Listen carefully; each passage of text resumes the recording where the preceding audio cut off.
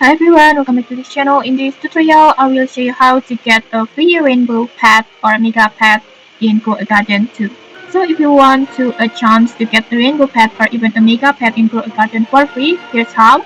The easiest way is by joining a special community event hosted by the developer that called Carrot Contest. This event takes place outside the game.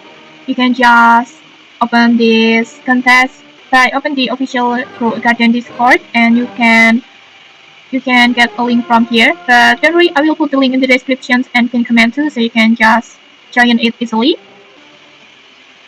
And once you're in this link, just head to the event page and start voting on here on this on this voting page. And then in here you just need to dislike or like the pets and plants that shows on here.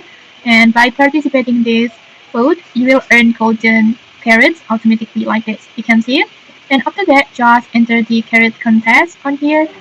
And then in here, just try to submit as many golden carrots as possible. And the more golden carrots that you earn and submit, the higher your ranking on the leaderboard. And players with the highest totals have a chance to win amazing rewards.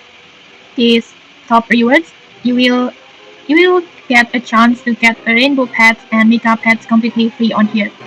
And if you win, the rewards will be sent directly to your in-game mailbox.